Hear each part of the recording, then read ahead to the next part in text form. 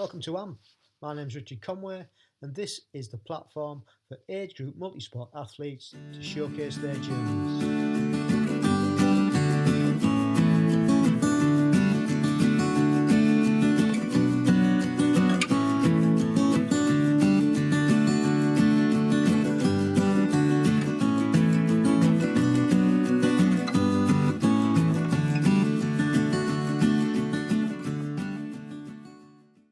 Welcome to the 39th episode of AMP, and on this episode we have age group guest who was a former fell runner, Candice Hayes for GB, and Candice has got a fantastic attitude on life, calling three things that stopped her doing what she wanted to do, i.e. fell running, her three gifts.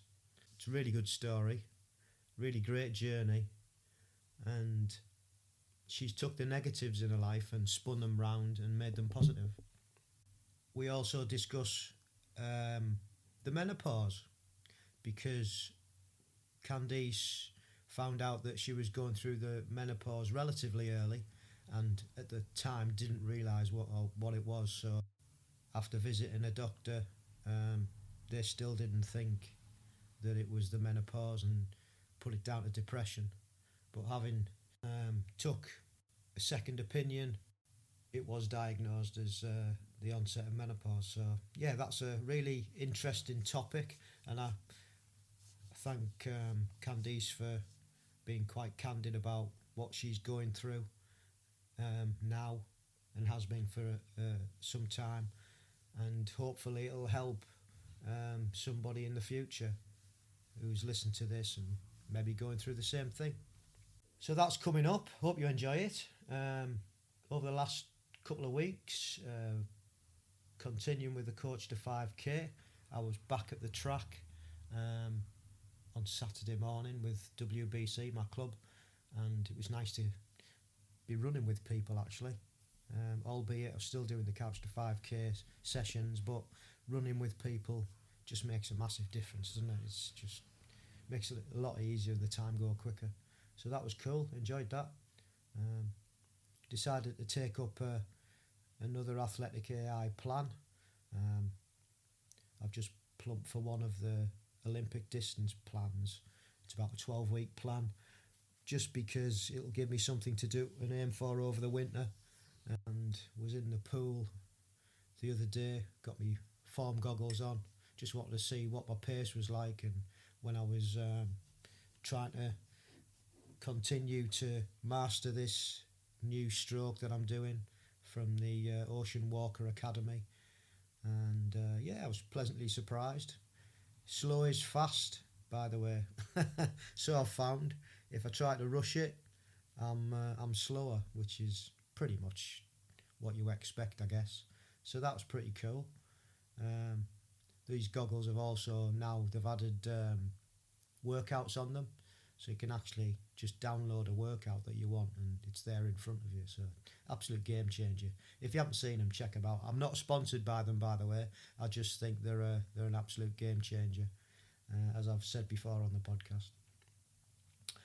Took a week out, and me and Mrs. C went up to the Lake District. Went cycling up in Grisdale Forest and kayaking on Windermere, and that was nice. We had a couple of really wet days, but other than that, it's beautiful up there, fantastic. And the funny thing was, where we were stopping in Hawks Head, the biggest town next to it is Ambleside, top of Lake Windermere, and we actually drove through Candice's village. Well, it must have been a dozen times at least, unknowingly, and when we found out on the podcast, that was quite funny. We could have done it live, but never mind, that's the way it goes. We had a good time, nice break up there, and been watching the cycling last weekend, the British National Championships, which were actually held in Lincolnshire. We were going to go over on Sunday morning and watch the road racing, but it was absolutely chucking it down, so we didn't bother. We just stopped at home and watched it on the TV in the comfort of our own home, which was quite nice. Great atmosphere, great crowds and great racing. So credit to Lincolnshire. Been listening to a couple of podcasts this week as well. One's by twin brothers, The Happy Pair it's called, and they're pretty much food orientated. They've got their own fruit and veg shop, I think, over in Ireland, and they're trying to make fruit and veg sexy again. That's the premise. But they have all these different guests on their podcasts to do with lifestyle and food and wellness and well-being. And on the episode that I listened to, they spoke to an Australian vegan guru, I suppose. He's got his own podcast, and this guy's called Simon Hill, and he's got his own podcast, he's got his own website, he's wrote a book, he's got his own restaurant over in Australia called Eden over in Bondi Beach. And the second podcast that I was listening to was Helen Murray's The Tri Show, and she had ultra runner Lucy Bartholomew on, who has decided to go from ultra running that she's been really successful with since she started, and I think she was about 15 when she started, to have a go at an Ironman. And it's just a journey from actually being a pro runner and top of the game to, I think she's pretty much fell out of love with it a little bit, to trying to do an Ironman and what that entailed doing. And there's a couple of podcasts there to listen to. I found them really interesting. And if you have any podcast ideas or things that you listen to, just drop us a line. I'm always looking for new or just DM me. I'm always looking for new podcast material to listen to while I'm working. And finally, the British Triathlon have started a new initiative. It's a month-long History Starts Now campaign, and it's to celebrate Black History Month. And they've put some figures up on their website and the multimedia posts that they're putting out that pretty shocking, really, that only 2.4% of the home nation members are from ethnic minority backgrounds, or as they put, ethnically diverse backgrounds. So they want to readdress this, and it's about time as well. I think when you go to races, there's not very many ethnic minorities that take part, and there's got to be a reason for that, and I guess there's several reasons for it. So they're trying to put out some educational programs to promote positive culture changes, and they're going to establish a black triathlete network, so that'll be cool. I was speaking to a couple of guys that I follow on Instagram, and I'm trying to get one of them to come on the podcast. And the other guy, he's over in America, and he says it's the same over there. He's usually one of the only black athletes that is in the field. So, I think it's a worldwide problem that needs addressing, because it's sport for all at the end of the day. And it'd be great to see more of the ethnic minorities taking part in our sport. That's fantastic. So, good luck with that British Tri. And I think that's about it. I don't think I've got much else to waffle on about. I think I've took enough time already. So now it's time for the main event. Hope you enjoy it. And over to Candice Hayes. I'll see you on the other side. Thank you for coming on. Much appreciated, giving us your time. Loved your email. Loved the way you broke it up into, your gifts. I thought that was brilliant. Really, really good. So, don't be nervous. Like I said, just be yourself, and just tell us a little bit about, basically what you put in your email. Tell us a little bit about your back. I guess my sporting sort of stuff started when I were about 11 or 12. I came home from school and I'd done some kind of sprint racing down on the playing fields. I don't think it were a full-on sports day, but it were like a mini sports day or something like that. And I remember every single race I got beat by my friend. Like, she was this like little, really slim girl, and I wouldn't have thought I were that at the time. And I was just kept beating me. And I went home and said to my dad, she's beating me in every race. And my dad said, well, you better come out running with me then if if you want to beat her. So was your dad a runner? At the time, he was playing football and then dabbling a little bit in marathons. So he'd go out. He used to work night shift, and when I got home from school, he'd be getting himself ready. And the first thing he'd do is go out for a run. So he started taking me with him.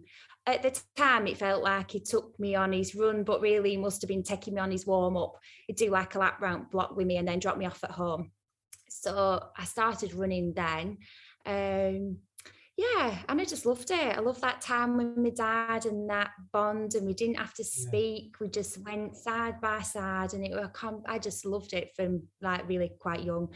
But I didn't compete. I'd get asked to do races at school, and something always went wrong, and I really didn't enjoy competing at all when I was young. So I just kind of managed to get out of as many races as I could. I just enjoyed running with my dad, really. And then got to I was 23 when I had my daughter, so quite young looking back, but it's had its advantages having a young. So I had my daughter at 23, and at that point in time I had this like realization of responsibility. I didn't think it were responsible to go out running on streets on my own at dark nights, and by this time I was running more than my dad, and I was pretty like into it just from a casual fitness point of view. But so I joined Trawden running club, which were a small running club near to me, and within like a few months, I'd say they were saying to me, oh, you need to be going to Clayton Harriers. It's a much bigger club and they've all sorts of different sessions you could get involved in. And so one of the husbands of the ladies I was running with actually ran for Clayton. And anyway, they got me over there really. And I joined Clayton Harriers. And then really found out what running were really about. Speed sessions, interval work, miles and miles on a Tuesday night. And needless to say, I loved it. There were a great guy there running the sessions who really helped me. As with running clubs, they like cajole you into doing this relay and that relay. And I'd never heard of fell running or mountain running. But they'd be choosing our off-road, and that's where I really, really started to love off-road running. And basically, I love that so much. I got quite good at it, and then went to the selection races again. Everybody like saying to me, "Oh, you should do this and you should do that," and just went with the flow. So, what sort of distances were you doing? I was doing. Mainly short and medium distance fell races. So they were like up to 10 miles. So anything from like 3 up to like the maximum would have been about 12 or 13. I had to do the odd long one for the British and English Championships sort of qualifier thing. But what's a long one? The long ones, they're usually in the fell champions, they go up to about 20, marathon sort of distance. Yeah. I think the longest I did, I'd done the 3 Peaks fell race, which was about 24 miles. Right. But I much preferred the shorter stuff. So I got selected for GB mountain running team. And I didn't even know that was a thing. Neither did I until a few years before. I'd seen this big hill on my doorstep, Pendle Hill, and I knew people walked up and down it. I'd done that, but I had no clue that you would actually be able to physically run up and down that, and maybe 2 or 3 times in a night. And then when they brought me up to the Lake District and showed me what real fell running were all about, I just blown away by the adventurous side of it, really. And the places you could go to and see, and that's rolled over into triathlon, all the stuff you can, all the different places you get to through racing. I find it incredible. So I was selected for the mountain running team. That would have been in about 2008. Before that, I had done the London Marathon as well, because I'd fairly got into the road running, but then sort of found this fell running thing, got into that. So about 2008, and I was just loving life, loving the off-road stuff. Never dreamed of doing anything else but running. Running were just, that were it really, my life and soul. And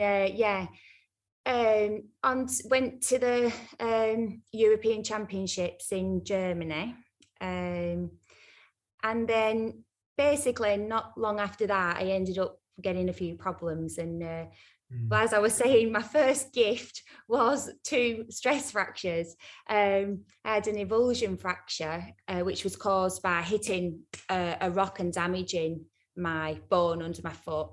And then basically I had this idea that I kind of got to my dream position in the mountain running world, and I wanted to go back and have another shot at the marathon.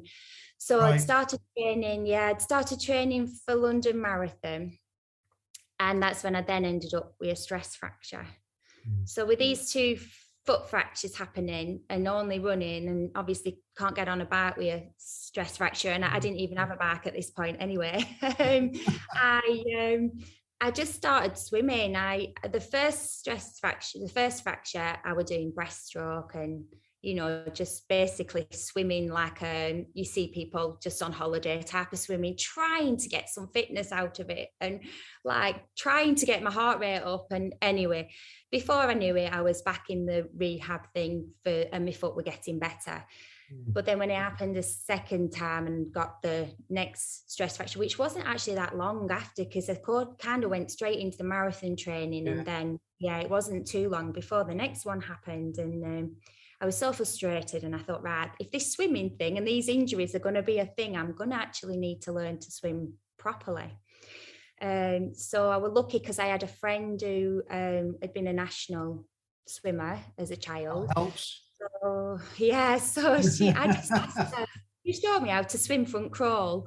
So she did the usual stuff, trying to, get the breathing technique right, really. Get my legs up in the water and my balance in the water a bit. And then basically just left me to it. And I did stick with it because I think I was so... I found it really rough being injured, so I just thought I need something for when I'm injured, and so I kept up the swimming at least once a week, really. And so that was swimming started, weren't it? I'm trying to think so we're doing the mountain running, then so it was marathon training, stress fractures. Then after that, I think it was to do with the marathon training. Basically, I ended up with back problems as well. I just don't think I were built for running miles and miles. I got diagnosed then with a spondylolisthesis in my spine, which we don't really know how that happened, what caused it. Can you just explain a little bit about what that is? They don't know whether it came from an accident I had when I was a child and was exasperated by the running, like it all. So basically it's your vertebrae in your spine, they stack up obviously one on top of the other, and they're supposed to be all nice and neatly aligned. And with the spondylolisthesis, it means that the vertebrae have moved out of place, and I'm not 100% sure whether it's always that they move forwards, but mine had slipped forwards. So at first I was being diagnosed with like a bulging disc or a slip disc or whatever, but actually when I eventually got the MRI scan, it was the actual and it had basically come forward out of place. And so the amount of miles I was trying to do running wise was just too much. It was the most miles I'd ever been doing. And yeah, basically I aggravated this condition in my spine. So I was mad on running. They're talking about operating and various things, but I have a good physio, and she kind of like said, let's see what we can do. So yeah, it was a long process, about 2 years really, where I actually couldn't even think about running. I could hardly sleep, never mind run. It was so painful. So eventually my husband bought me a giant road bike, the brand Giant. It was a lovely blue one with really nice, like girly white handlebars and stuff. And so gift number 2 being the back problems got me the bike, got me cycling. And yeah, so that was when I started to do a bit of cycling. But I'm still thinking, this is just so I can get back running. Yeah. And then we decided to, a bit, I don't know, I kind of wanted to have adventures. I felt like I'd missed out a bit I just felt like I was injured all the time. So we decided to go and try and climb Mont Blanc. We got this opportunity through a charity, and I was just like, wow. And I thought this was like a great thing. I was doing plenty of strength and conditioning and stuff leading up to it. That was all a new thing back then as well. It was all the core stuff. I remember planks hadn't very much been heard of in the running world, but everyone was planking and all that had just come about. So I was doing all this, and then we went up Mont Blanc, and then I'm carrying a big rucksack on my back daily and literally climbing up these rock faces and stuff. And my knees started to hurt. And I thought, ouch, well, it'll just be from, doing something different again. So I wasn't panicking, but I definitely felt grating, like grumbly knees, let's put it that way. Anyway, I came back from from that and got back home from that, and the knees just got worse and worse. So I should have said the thing that sorted my back out in the end was that I had 2 injections in my spine. Right. That was much better. I come back with these knees, and I'm thinking, I'm determined. I'm thinking it's something and nothing. They're just a bit grumbly, Anyway, cutting a long story short, they didn't get any better. I ended up going to see an orthopedic consultant, and the first one I saw, he said there was definitely something wrong with my right knee, and he did an arthroscopy and cleared it out. There was some like cartilage damage on the back of the kneecap, and there were bits of floaters in there. Probably, it's quite common, and cleared it out, and that was a lot better. But I said, but what about my left knee? It feels like it's getting worse. And the right one was the worst when I first came to see you, but something wrong with this left one. And he said, it won't be like your right one. Go and get some RT band treatment and work on your RT bands and strengthening up both of your knees. So I did. And I went at the strengthening work consistently, like a good girl, wanting to get back running, still wanting to get back running. And then basically it didn't get any better. It just got worse and worse. It were absolutely excruciating. And I knew there was something wrong, badly wrong. So I went to see I got a second opinion, and the second surgeon just said the back of my kneecap was basically ruined now, and it had been ruined because it was the same as the other knee, and all the debris floating around in it had basically just aggravated each other until I've basically got no cartilage left on the back of my kneecap. The good news was that the rest of my knees are in good nick. Doing fine. Doesn't that go to show that you should listen to your body, because you know your body more than anybody else? That first consultant, good, all the best will in the world, unless you get an X-ray or an MRI, they don't know. They're just guessing, aren't they? Exactly. But you know, because it's your body, isn't it? And because you're so in tune with your body as well, because you look after it and you work it, you know when there's something not right. So yeah, look at where it got you. Yeah, and this were probably like, we're talking about, 6 months in between being told no, go and strengthen up and everything else. And you think to yourself, it is going to take a while to get strong, sort it out. Injuries, they don't take. And having spent 2 years with sorting out my back condition, months didn't, I didn't know if I would just. I suppose I was younger as well. And like you say, you do learn, to listen to your body. You do. And that's one of the things that's probably another gift. So I think it's something that we do learn as we get older, not to take GPs and the so-called experts at face value. And if you're not happy with something and you don't feel it's right, then, you've got to pursue it. And you quite rightly did that with going to the second guy that you saw. Yeah, and so he said he can clear the broken bits out, and he could try. I can't remember the technical name for this, but he did something with my muscles on the outer side of my knee, and it was to try and help the kneecap start to track in the right alignment again, because it was kind of all out of alignment. And he said, he couldn't repair the damage. So after the surgery, I was like, so what about running again? And he just said, well, to be honest, he said, well, I've not seen anybody with your condition ever run again. He said, certainly not seriously. He said, but I have often seen people who defy all what I can see on the scans.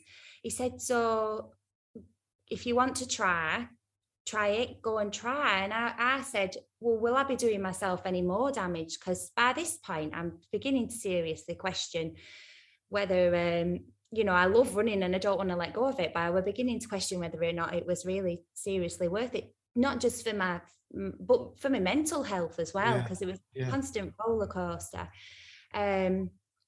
Anyway, when he said I could try and I wasn't going to be doing any more damage to my body, I thought, right then, so off I went again. I was so blessed to have a physio who I'd known for quite a few years by now, and she's so supportive and really always wanting to try and help people achieve their own personal goals. And she said she would work with me long term. We knew it was going to be a long term thing, and she said she'd be like, look after me long term. So I thought, right, well, let's see what happens then. So started trying to get back running. It took quite a while, but by this point, I had my lovely Giant, my nice blue bike, and I was still swimming. I was walking. I'd bought a pair of rollerblades. And then I'd come across this thing called an elliptical. It's like a cross trainer, like is that what they call the ellipticals, the cross trainers in the gym, the ellipticals. It's like that, but it's got wheels on it. And you actually can't use your arms on these ones. It's like a handlebar stood up, and then your feet are going like the elliptical in the gym. And the thing about that was, because of my knees on the cycling, I was limited because of the way that you the sort of fuller circular motion that your knees having to go through. So it was less for the joint on this elliptical thing. So I was doing all that. Anyway, I started to think to myself, well, what can I do then? Still feel like I'm pretty fit, and then I thought, well, what about a sprint triathlon? And that's how it all started, really. That big long journey. Light bulb moment. Yeah, and the three things, the fractures, the knees and the back, that had all been the worst, they'd been pretty tough to deal with. I know that there's a lot worse things in life, but for me, at the time, they were pretty bad. But then now I look back on every single one of them as a gift. I think that's brilliant.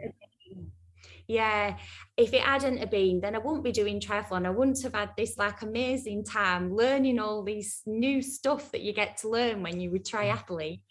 Meeting all these just so many nice people, and I've got new friends. I've kept all my old friends, but I've got new friends, and so that's why the 3 gifts. And yes, so I did obviously get to do the sprint try. I started thinking sprint try because it was still painful to run. Like 3K was about the point where I started to think I want to go home. But eventually, with a lot of just taking everything really slowly, cracking on with physio really regularly, and eventually 5K became like a manageable, and I could start to look at all the different types of running again. I just have to avoid hills, really. There was not going to be no more running up mountains, that's for sure. Well, Upham's not too bad, it's coming down, which is bizarre, isn't it? Because you would think it would be up that would be the problem, but the downs are a lot worse. So I got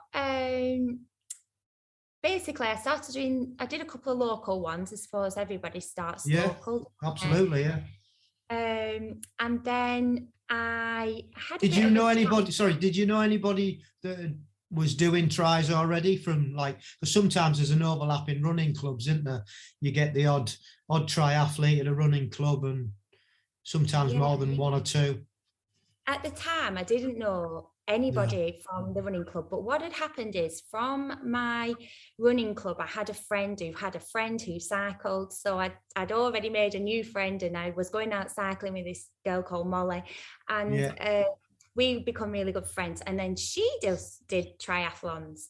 So she was talking to me one time about she was actually doing a duathlon. The guy she was doing it with she was telling me this guy had been selected for this age group GB squad. So that's how you came across it the first time. So my ears pricked up, and I said to Molly, "Oh, you're good enough to do that, Moll. Why don't you ever go? Like, if you're running and cycling with this guy and he's got selected, why don't you ever go?" And anyway, that was just a conversation. But from me telling her to have a go, I suddenly thought, oh, why don't I have a go? So I did. I looked it up, and I went to, it must have been Southport. Yeah, Southport was the closest. So I decided I'll put Southport on the diary and go and have a crack at that. I qualified. So that would have been for Dusseldorf, I think, if I'm getting my dates and everything right. I think that was for Dusseldorf. But in the build up to all this, I had started to manage to run as long as I stayed on the flat and I wasn't going adventurous, and I stayed on kind of relatively smooth surfaces. I was recovering all right with the knee. It was a pain that was consistent every time I went out, but it never got any worse. So I was getting used to it all with the knees. And I basically started to think I love in the swimming, and I much preferred the longer swim, and I liked being out on the bike. So I decided, I wonder if I could do a 10K. You do, don't you? As this happens, and then people start thinking Ironmans, and then where you get to. Oh yeah, it just goes up and up, doesn't it? Yeah.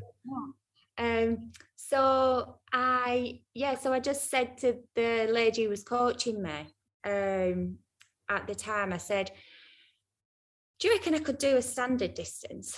And she said, "Well, yeah, let's have a go." So we didn't even train up to 10K. The longest run I did was 8K. And then on the day, I can't exactly remember where that triathlon were, either it was somewhere nice, and I think it was Staffordshire somewhere. And I remember turning up on the day thinking, oh, I don't know how this like an additional 2K on top of the 8 that I know I can do is going to go. But anyway, and I just remember just getting onto the run, and it was a couple of laps with a lot of sort of out and around a corner and back again, and then off down the road and around a corner and back again. And I was dead lucky because I had this guy who was really like keeping me company in a way and encouraging me. And I remember not being able to speak back to him, and I could hear the tannoy as well on the race thing shouting out, and I thought they were saying I was seventh. That's all I thought I could hear, and I'm thinking, oh, well, I'm chuffed with that. Like, I didn't even think I'd get through this thing, never mind be seventh. And then when I'd crossed the line and went to my husband and my daughter, they were like really, really happy, and I thought, well, it's a bit OTT really, but it turned out that I'd misheard it and I was second. So that was me then. So that was me in the team for the standard and the sprint. Was that at the same place? No, the standard was then going to be in Kitzbühel. Right, yeah. Which for me was just like, I don't know if I'm allowed to say that. OMG. I was just like, I can't believe this, because obviously Kitzbühel being back in the mountains. Yeah. And in 1 year I'd gone from like thinking I was completely never going to be anywhere in competing again. And then I'm going back to my mountains and competing a triathlon in Kitzbühel. I was just absolutely over the moon. It was... one of them days where you just can't believe that things finally slot into place, and everything happens for a reason. Everything happens for a reason. Yeah.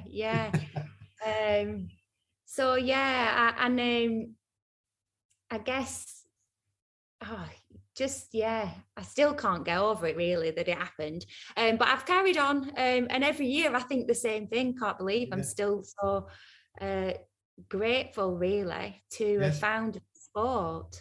Yeah, that's fantastic. It is amazing. And when I read your email, how you'd broken it down and how all the different things I was going to say you couldn't write it, but you did write it because you put it in an email. But you know what I mean? It's like, it's just, wow, that's just fate, isn't it?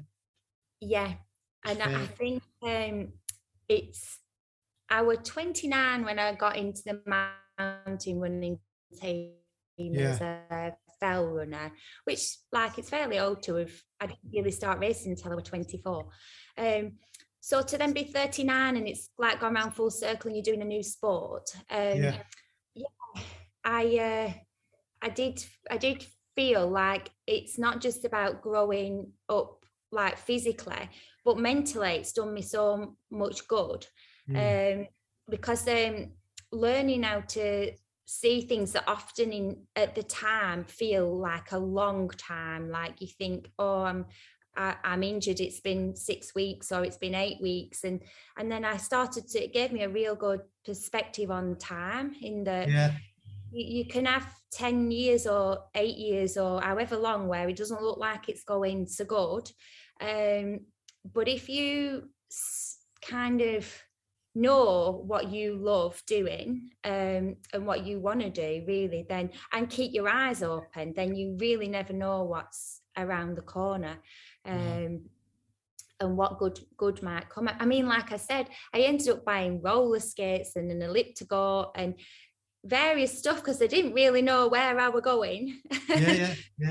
But I think that the tenacity that you've got as well, and you're not frightened to learn new things. Like you learn to swim, like a lot of us do when we go into this multi-sport lark. You learn to ride a bike. You know what I mean? See, none of that fazed you, and all that mentally has like made you stronger. Although you don't think about it at the time because you're just going through it and you're just doing these things to help you stay fit.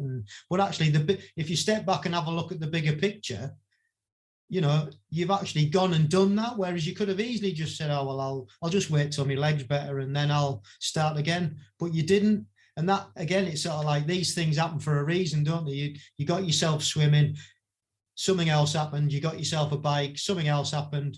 Oh, can I put these three things together? light bulb moment, like we said. And yeah, it's just a brilliant story, brilliant way that you've done it, and the tenacity, like I said, that you've not let go of that dream of doing it's just brilliant. And if this doesn't inspire people, then I don't know what will. Yeah, I'd always say like injuries don't like they're annoying and they make life look dismal and dark. But some injuries you can't come back from. But so unfortunately some people don't. But my thing there would be, but what can we do? What can you do? What can you do? I couldn't do all the things I wanted to do that all my friends were doing. I couldn't do anymore. I mean, I still don't go running up hills very often with friends. I very rarely even walk up them because now I think, oh, well, I've got things to do with the triathlons the next couple of days. I don't really want to have sore knees for 2 weeks. Well, the other thing is it's preservation, isn't it? It is, yeah. I was just thinking of a girl who I follow on Instagram, and she's been on lots of different podcasts. She's not been on mine. I don't know whether you've seen her on Instagram. Claire Danson, who was a triathlete. Yeah, I mean, her story is just like, look, if you think you can't do something because you're injured, just look at what that girl's been through, and now what she's doing. She's amazing. This was one of the things with me. I have a friend who's a Paralympic athlete. He has one arm, and the things he's had to overcome because of that, it made me think when I was struggling with my knees, and I'm realizing actually it's just a small part of my knees as well. And okay, it's not a fixable part. They can't go in and fix it very easily. But there's Paralympic athletes out there without legs and arms and the swimming, everything. And exactly, they're just so impressive. It's just so inspirational. And you do. I look at Mark as well. He's a good friend, and he helped me so much when I was running as well. And I did think to myself, well, if all these people can get to the Olympics, like surely there's something I can do. And at the time, I had no idea what it would be that ignite that fire inside me again. Because I think that's the thing when you're competing, there's like a passion and a drive, and if you lose the one thing that you're really passionate about and you really love, it's not easy to go on that journey to find something else. And I think as individual sports, the swim and the bike, I wasn't feeling it when I was doing them separately, but then when you put them all together and you can tag that little bit of running on, just felt like the perfect balance, really. Yeah, well, it obviously was because of the success that you've had. So brilliant. So one of the other questions was, I noticed that you said that you were coached. How long have you been coached, and are you still coached? Yeah, Tanya coached me from the moment when I was laid on a sunbed in Spain, and I still wasn't running, but I was thinking about things like, what can I do now then? Because I was getting to the stage of, I was in physio, and I knew that day when I'd start to try and run again was going to eventually happen. So I'd started thinking, and I actually messaged Tanya from my sunbed in Spain. I'd met her on a running clinic a while before. She'd done a skills running clinic with Helen Clitheroe, but Tanya, I didn't get to do my skills with Helen on that day. I got given Tanya as my coach on the day, and Tanya was the triathlete. So it's a bit of fate. It is. So I messaged, I'd kept the details from the running clinic, and Tanya's information was on there. And I messaged Tanya and said, I believe you coach triathletes, and please, would you mind coaching me? I can't run, but there's loads of stuff I can learn on the bike and swimming. And so maybe we just start there and see how it goes. And that was in 2016. Or it might have been late on in 2015. And so she coached me through my first year doing the selection races and getting to grips with the bike a little bit and stuff. I was terrible on the bike. I was just scared of everything. But that's normal. You know what I mean? Why would you be any different? Because it wasn't one of the things that you did. You only took it up to be able to do something, wasn't it? And keep going. So yeah, exactly. And I'd always on the bike as well. I'd always tended to want to ride it uphill, you know, to mimic what I was used to running up hills. Yeah. So I was quite good at going uphill, which is nice and slow. But when you talk to me about trying to go fast on a bike, I found that really scary. So I'm grateful that some of the races, you don't even really have many hills in them. You can stay on the flat and so one less thing to worry about descending. Yeah. You don't always have to worry about that. So so Tanya coached me up until last year, but not last year, that was the COVID year, sorry, it was the year before. So up to Lausanne, I went to Lausanne, so I had Weert and Lausanne, and after Lausanne, I said I don't want to be coached anymore. That year, I'd struggled. I didn't quite know what was wrong with me, but another thing. But this is a natural thing that all those women will eventually have to go through. But basically, I started going through the menopause, right, and I was really struggling with lethargy, like being really, really tired. And the plans, I just couldn't work to a plan anymore. I felt like every day I had to kind of work out what was going to be best for me. And I felt like I was making it an impossible job for a coach at the time. And I just felt like this was something new that was happening with my body and I needed a bit of time to figure it out. Yeah. So Tanya didn't coach me last year or this year. I've coached myself. Mm-hmm. And that's probably another reason why I was so surprised that Valencia went well, because I wasn't expecting it to because I'm still figuring quite a few things out, and I'm only 43, so I'm looking forward to that 45 to 50 age group going up. But I was surprised to be going through the menopause at such the younger end of it, really. I mean, it's not unknown, but it's not that common. Do you think it's more common in athletes to go through it sooner from the reading I've done? Don't quote me on that, but so it's been more tricky than I ever expected as that. It doesn't get talked about enough, and I've listened to, again, because I listen to a lot of podcasts and sporting podcasts, and my wife's going through it as well now. She's of that age, and so I've lived with it as well. And I listen if as soon as I hear about menopause and perimenopause podcast, I'll listen to it, because if I can listen to something and feed back to her, and there's been quite a few things that we've done when I've gained this knowledge, but it doesn't get like talked about enough. Women just are supposed to deal with it. You're going to get it. You don't know when you're going to get it, and when you get it, you've got to deal with it. And it's like, well, hang on a minute.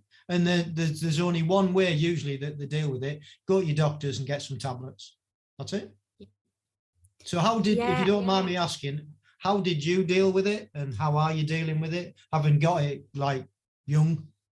Well, I'd say for probably over a year, I just kept getting more and more symptoms that I didn't quite know what were going on. And it just didn't enter my head that it was that. But then I'd mentioned like getting hot sweats and things, and to my aunties and people like that, and they'd giggle and like say, "Oh, like wait till you're my age and going through the menopause." And I'd be like, "Yeah," but then the more sort of that I'd say things and people would chuckle, I'd think, actually, no, I'm serious about this. And if they're connecting that to the menopause, I maybe need to have a read about this. So I did. And I went to the doctors. And I think, again, what's quite common at the doctors is they sort of talked to me about depression, because I was explaining how sluggish I felt, and lethargic and not sleeping, and then I cried because I just didn't know what was going on with me. But I knew I wasn't depressed, because I knew I was generally happy in life. So do you think they talked about depression to you because you were so young? Probably, possibly. Yeah. Do you think they would have? Do you think they would have, if you were 10 years older? Do you think they would have talked to you about depression? Probably not. No, I never actually asked myself that question until you just asked it. But no, probably not. Probably because I was young, they weren't really looking for all the signs. Anyway, I was obviously going to the races, but I was struggling with migraines, and I woke up in Weird with a massive migraine on race day. And I took some ibuprofen and stuff, and then I just didn't have a great race in Weird, and I was upset. But I just thought, well, yeah, I decided I'd wait until I'd see how I got on. I just kept seeing how I get on. And then after Lausanne, when we were in Switzerland, I realised, I can't remember, I'd listened, I think it was to a podcast about Andy Murray. And he was to a clinic or he'd been to a clinic in Switzerland. And it's obviously private, but I thought, well, I wonder how much it is to get some blood tests, like a bit of a health check done whilst I'm over there. So I did the race in Lausanne, had a reasonable day. Well, actually I did have a migraine, but by this time I'd got some tablets for the migraine that were working. So I went and after the race, I went to this clinic and they did like just a full body check really, and some bloods on me. And again, mentioned the depression. And I was actually starting to wonder. The thing is, right, here's a question for you. You said you didn't feel depressed, but how do you know if you've never been depressed? well, that was it, you see. I did actually... I did start to wonder. Yeah, I bet. Yeah, I don't know. I just, we were saying earlier about with knees, and as you go along, you learn not to just listen to everybody. I think maybe, anyway, they did the blood test and it came back and it was unequivocally like perimenopause or whatever they call it. Yeah, but basically, perimenopause, yeah, my hormone levels were so very, very low, and he just said, yeah, it's definitely that. No question. And I came back to the UK, and he did actually advise me to get some HRT with being younger. So that's what I actually did. And I must admit, I started the HRT, and I started it on a Friday, and I know this because I remember my training pattern at the time, and it was a Friday, and I had a massive migraine again on the Saturday morning, and carried out obviously taking the tablets they'd given me. And then I went swimming on the Tuesday, and I woke up on the Tuesday morning and I just felt like somebody had turned the lights back on. I do not know how else to explain it, but it was like something had switched back on inside me. And I went to the swimming pool, and all my friends who I swam with were there, and they did the usual good mornings.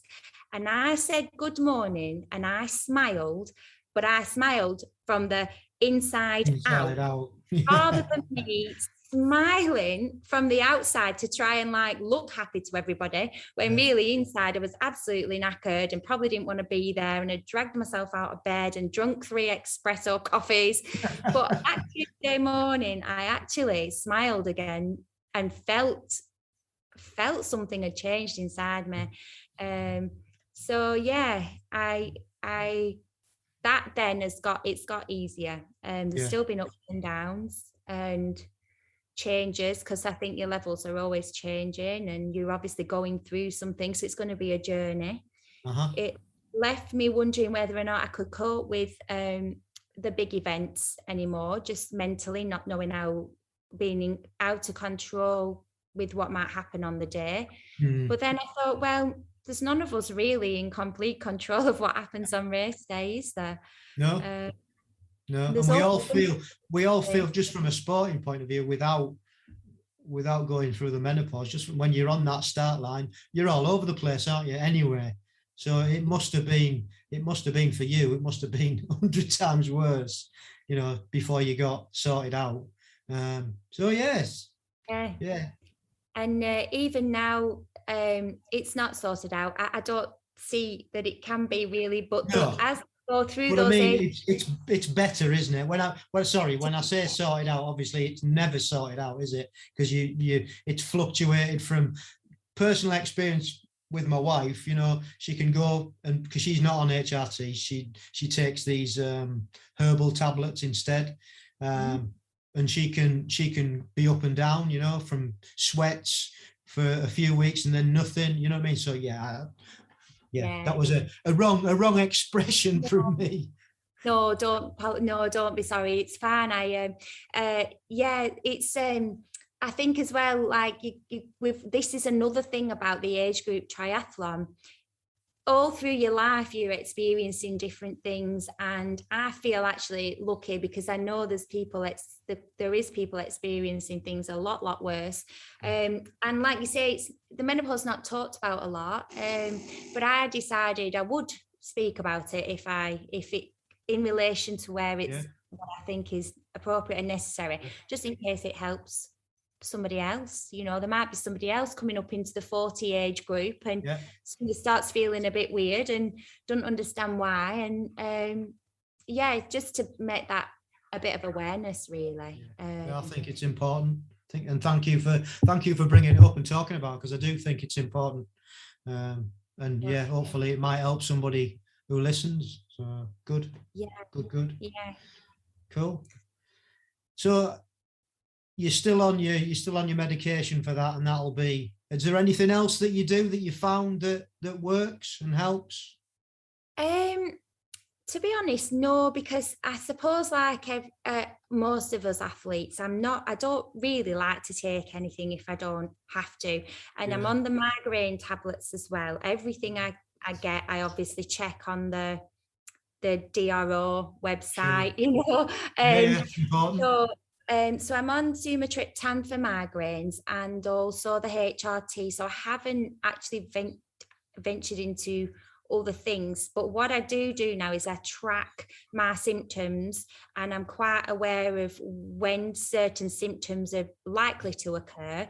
So for instance, before Valencia race, about 4 weeks before, I sort of plotted out what I'd been seeing consistently in the weeks before, and I'm sort of like looking at this sort of cycle of symptoms and what my race day might contain, and therefore if there's anything I can do to manage those symptoms. So this time, for instance, I had a lot more rest in the few days than I've ever had in previous races.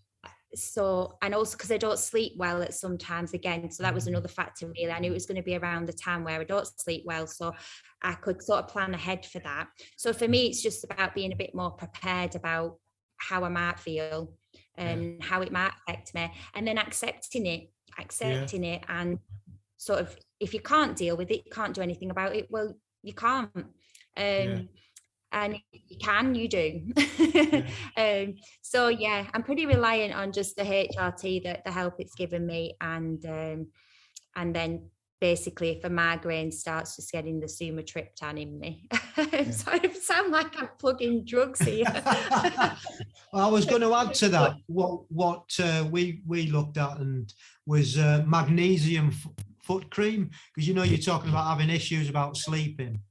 So we got some magnesium foot cream, and well, I use it now as well, and that's really supposed to help sleep. So that might be something that you want to look at. Yeah, definitely. Thank you for that. Yeah, I'll definitely have a look into that. Yeah. Because my wife, she was struggling to sleep and still does occasionally, but that when she puts that on, that seems to help. Another thing that we don't do, but I got my friends to buy because they were struggling to sleep, was a weighted blanket. Oh, lovely. I've seen these things. Yeah, they actually work. Apparently, like I say, I haven't got one and we don't have one, but apparently our best friends, they got one because they were really struggling, and she's also going through the menopause, and they got one and they swear by it. So I don't know whether that may help as well. A couple of things there for you to have a think about. Yeah, thank you. Yeah, No worries. like with everything really related to triathlon and sport. It's really good to, that's what I've really found as well about the triathlon community. Everybody's really helpful on all levels, like training, and I think as well with the age group thing as well, you can be quite close in age to somebody but not necessarily competing with them. So you can actually strike up some really good relationships and be really helpful to each other, which is I found is quite unique really to triathlon. Yeah, I think there's a lot of unique things about triathlon, but that's definitely one of them. Yeah. Great. Well, that's fantastic. We'll move on now to the quick fire questions. Well, there might be quick fire, there might not be. You've already answered one of them about whether you coached or not, and you were and you're not. So that one's out of the way. What's your favourite bit of kit? My favourite bit of kit, right? Well, my summer favourite bit of kit is my Garmin watch. Yeah. What Garmin have you got? I have the Phoenix 5. Right. Yeah. Popular choice. Yeah. I must say I'd really like a 6, but got to hang on a little while. Need to just wait for this one to get a bit more use out of it. Yeah. And then in winter, last year I got the Wahoo Kicker, the indoor train thing. Oh Lord, I am so grateful that I've got that for this coming winter, because last winter it was amazing, and especially living in the lakes and the roads aren't great on the back lanes and stuff. Sketchy. That's a sketchy bit of road between Hawkshead and Ambleside, that's for sure. It was well, it was really wet, wasn't it? Really, we had a hell of a lot of rain while we were over there, but just in one day actually, and the roads were flooded. So yeah, you get really beautiful, obviously, days and things where the cycling up here is magnificent, but then you obviously get the opposite end as well. And the road surfaces are not great.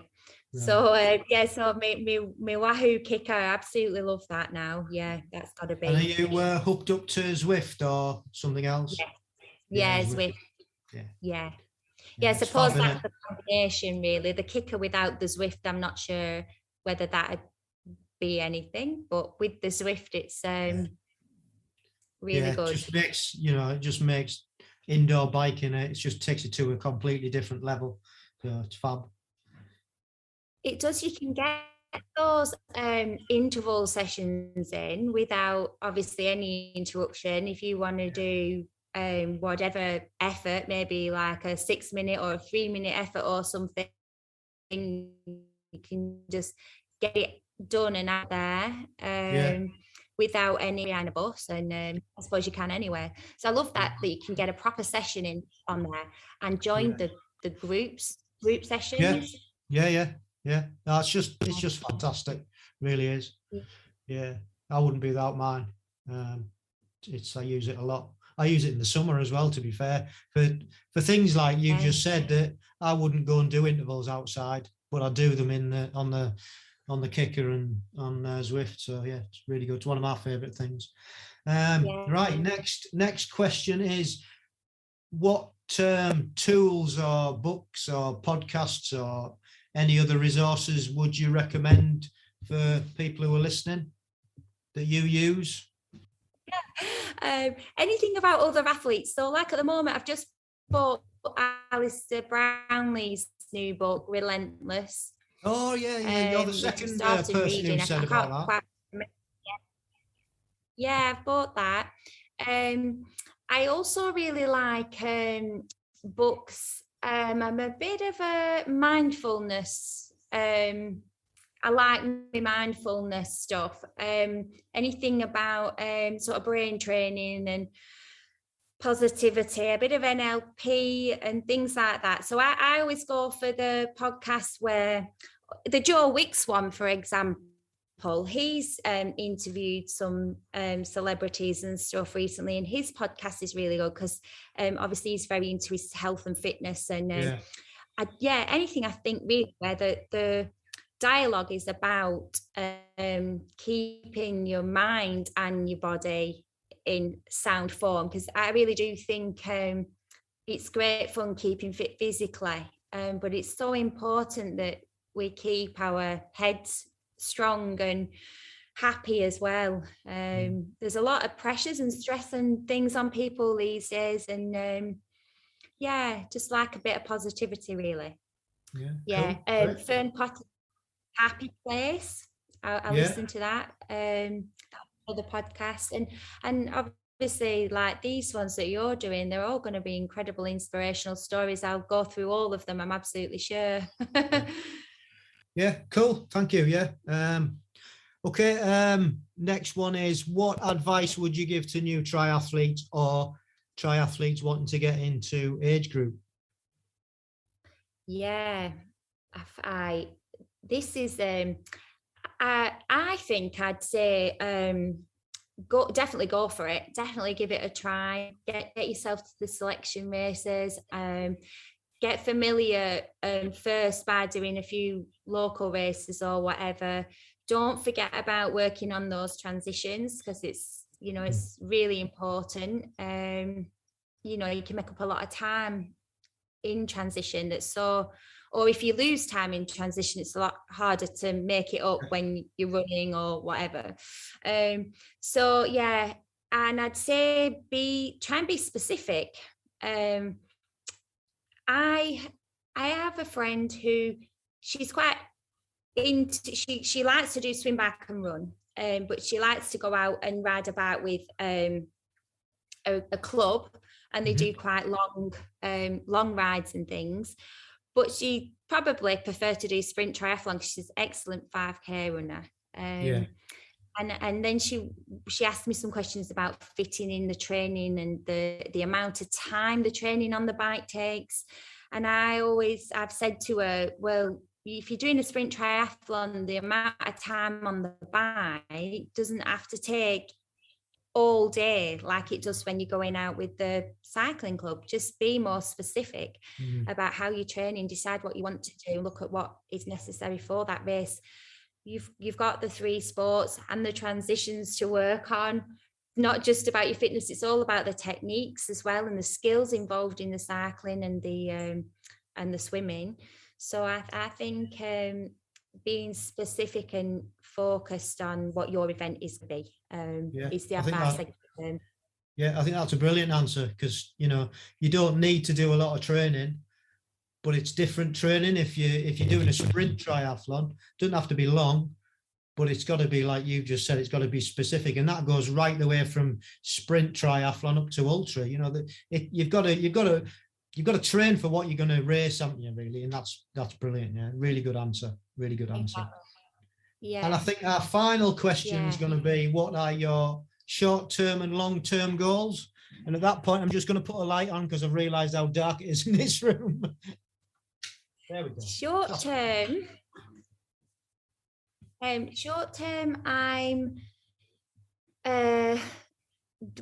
looking ahead really to next year, and I'm hoping to do aquathon for the first time.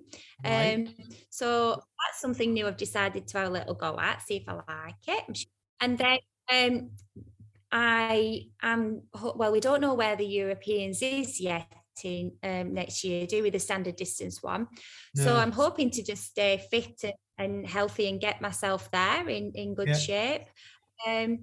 And then after that, after next year, I go up an age group. Right. So I'm looking forward to that, really. I don't know why, but well, I think generally the reason is that you're the youngest then in that age group, aren't you? So theoretically, and it never works out like this, you think that you've got an advantage over the older ones, but yeah, exactly. It's all relative, theoretically.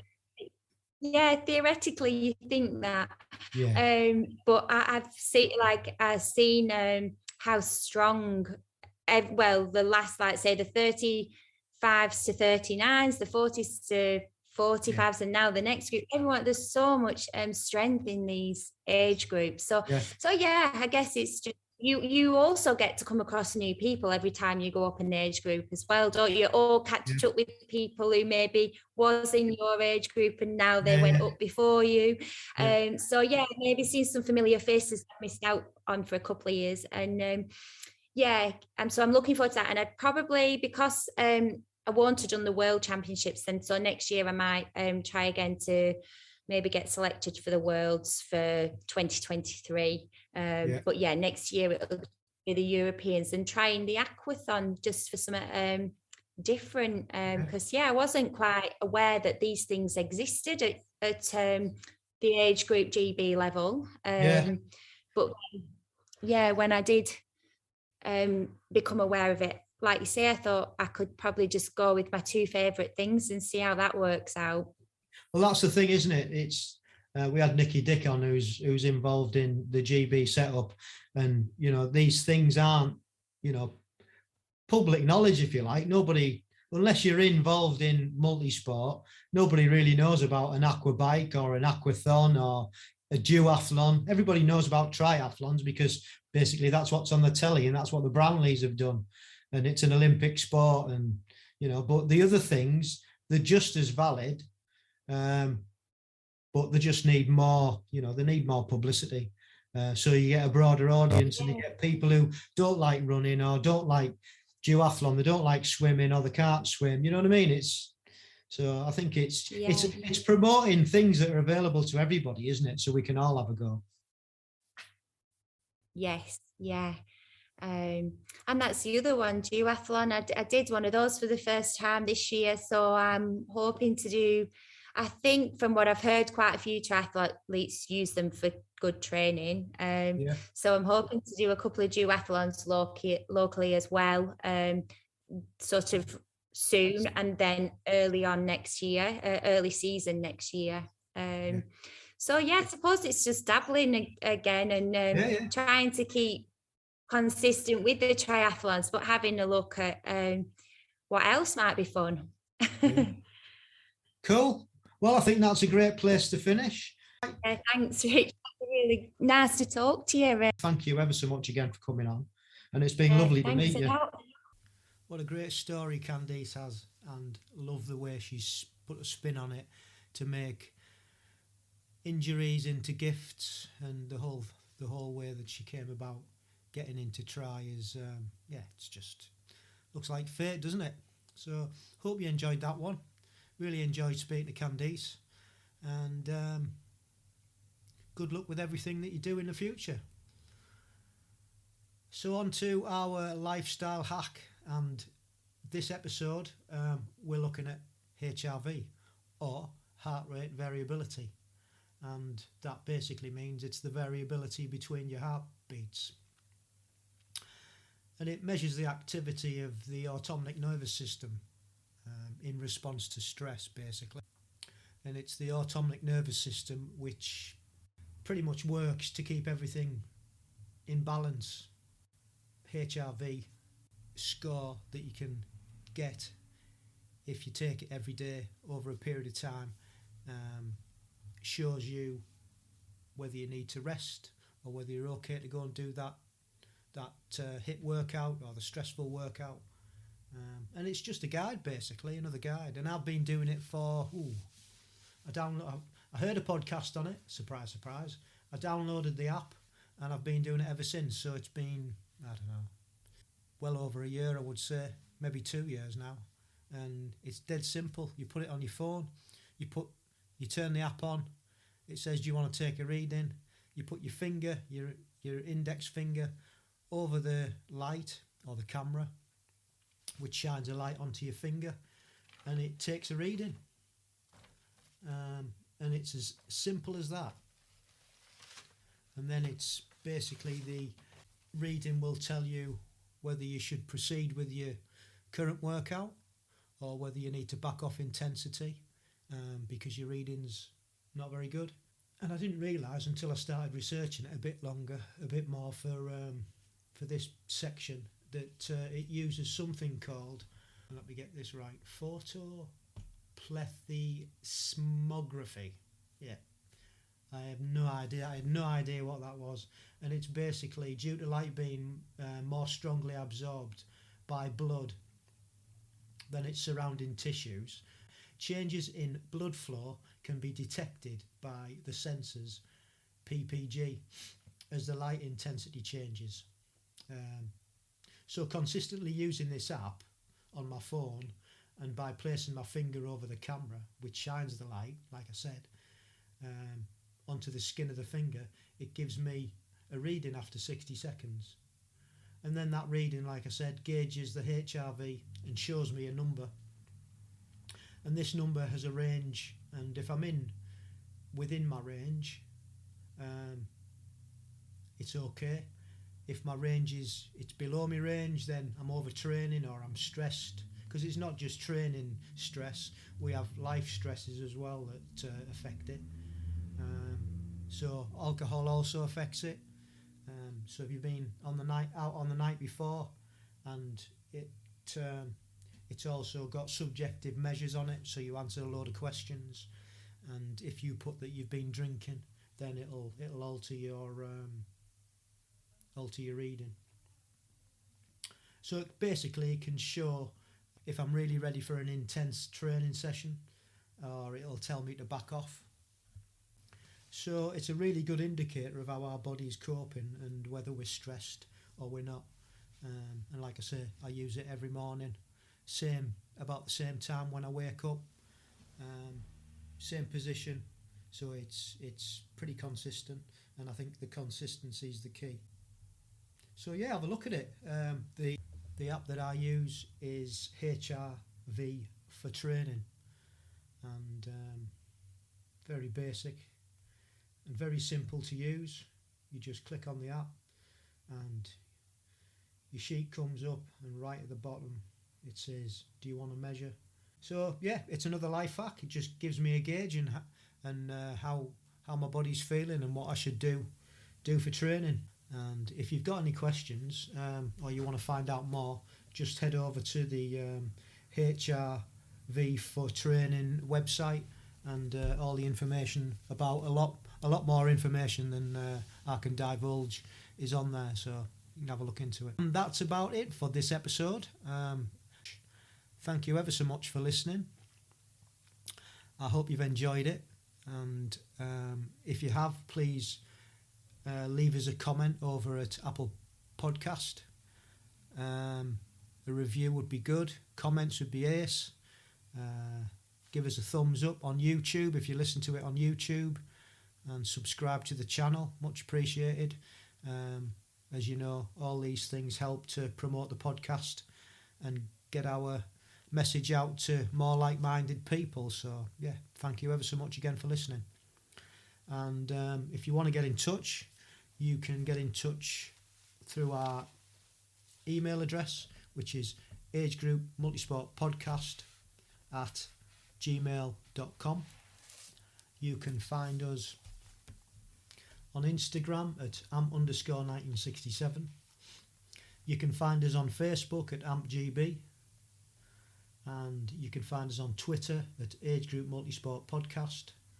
Our YouTube channel is ampgb, and if you want to listen to the podcasts on our website, it is agegroupmultisportpodcast.buzzsprout.com. And thank you again, and we'll see you next time. And don't forget, stay safe, keep training, and love the process.